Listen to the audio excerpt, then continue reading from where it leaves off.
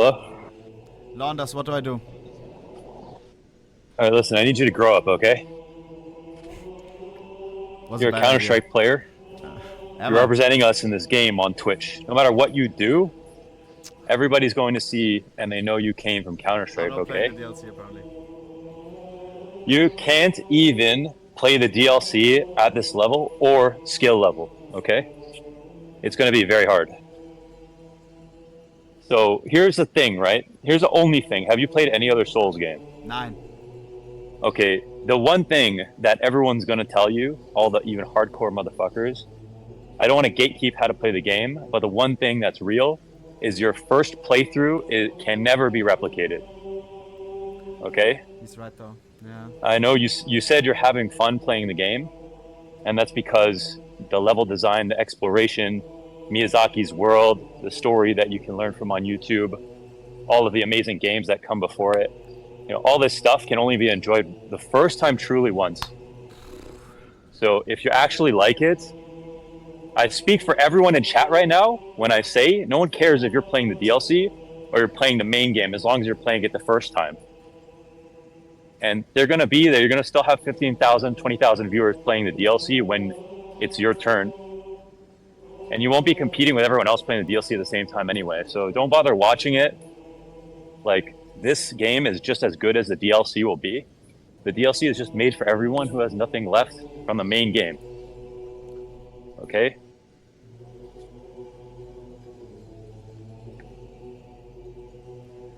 Wow. Wow. You know, this series is a work of art. I mean, sometimes it's the most nerdy thing that I believe. I have all these Dark Souls tattoos, and I always say this, but living at the exact same time as Miyazaki, I feel like is the same thing as living at the same time as some great author, like Shakespeare or something else. I know it's just video games, but this guy is truly an amazing man. You know, he's one of the only people in Japan in their company to go from the mailroom to CEO within his own lifetime. You know how impossible that is in Japanese work culture? He went, and then when he made Dark Souls 1, then he got his funding cut because it was too radical. And then they brought him back because they realized Dark Souls 1 became a cult classic. Then he made Dark Souls 3, and Dark Souls 2 was made with his support. And then they made Bloodborne, and then he became the CEO of the fucking company. That's impossible in Japanese work culture. Okay?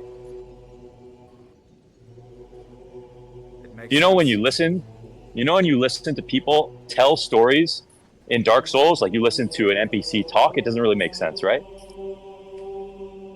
Yeah. You know why? You mean in Elden Ring?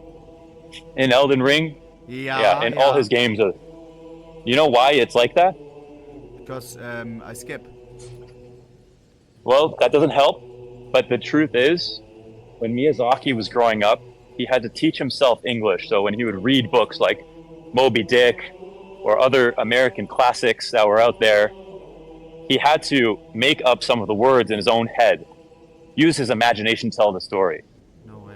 So when he wrote the characters having conversations that are nondescript, non sequitur, you don't know what they're talking about, and then people on YouTube put them together based on interpretation, that's because that was his world growing up learning English, and he wanted to share that with other people so they could use their imagination to put it together. And you know, some of the people on Reddit that wrote lore for Dark Souls got hired to write for Elden Ring as well because they did such a great job. Launders, you're making me tear up. I'm not even kidding. Bro, I'm actually You're playing a very special franchise. Okay, you know, Christopher Nolan, when he made Inception, that was his magnum opus. Okay, that was his big moment as a director. When Denis Villeneuve has made Dune, this is you're living at the same time as these great directors making their magnum opus. They're, you know, the most important thing in their career. That's Elden Ring for Miyazaki.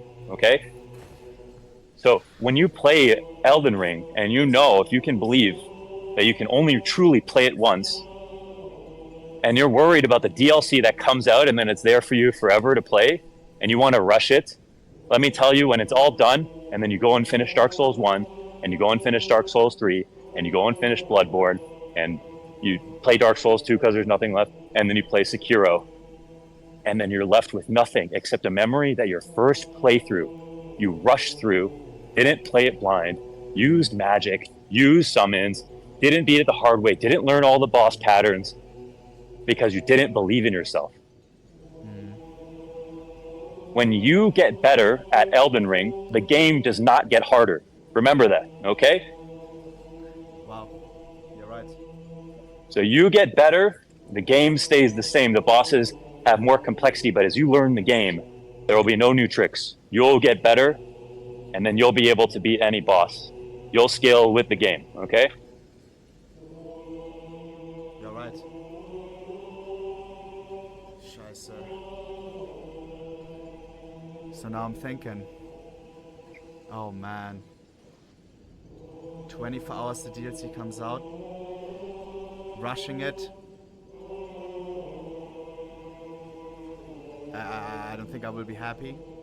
You know, the first time I played Dark Souls, I was watching Lobos play, okay? And I only knew about the game when Dark Souls 3 came out. And his name's Lobos Jr., and he's done all these challenge runs, very famous streamer on Twitch. And the reason I started playing is because I watched him play the Dark Souls 3 DLC. It was the day it came out, and everyone was streaming it on Twitch. I was like, oh, what's this game? All of my viewers tell me to play it. And I watched him spawn into this like snow level that just goes on forever. And the first thing he does is he goes to the left wall, okay? Nice. And he says, I'm doing left wall strat. And he walked around the entire map of just like a mountainous plain of snow. Just walked around the entire map holding the left wall just to check everything. To check every single thing in this DLC. It was the most boring looking thing you could imagine. But because he has milked everything dry, right? She's a 10 boat, she won't suck me dry. You know what I mean? He's milked everything dry in the entire franchise. There's nothing left. That when he was given this DLC, it became the most precious thing that he owned. And the worst thing that he could do in his own mind is waste any part of it. So he did left wall strat around the entire fucking DLC, a massive map. And then made sure he found everything. Every hidden wall, every boss, every chest, everything. And that's what made me start playing. And now that I've played through every single other one, I've done a level 1 run of Dark Souls 3, I've got all these tattoos, I watched tons of people play for the first time. Now I understand what it's like to have no content left. Wow. So do it for us, okay? Scheiße. I gotta go. Much love, launders. I appreciate you big time. Hey, take care of yourself. Love, brother, love.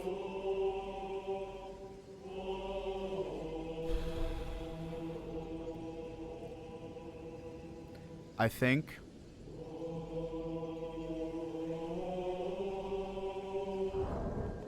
it's mimicked your time, jellyfish, and getting friends in. Nein, scheiße. Wow. Scheiße. He's right. He is right. He is right. Even when the DLC comes out. And then what? I'm gonna have done some farming exploit. Get the levels that I need. Do the bosses once. Probably do them all in 5 tries. You already know who it is. But all of this, just because I started too late, do I want to throw that experience away?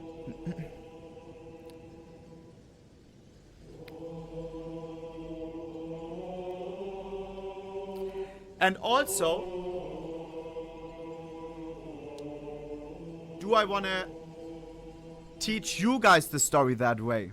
Because there are also a lot of people watching who probably didn't play this game. Sure, 90% is probably here to have a giggle, but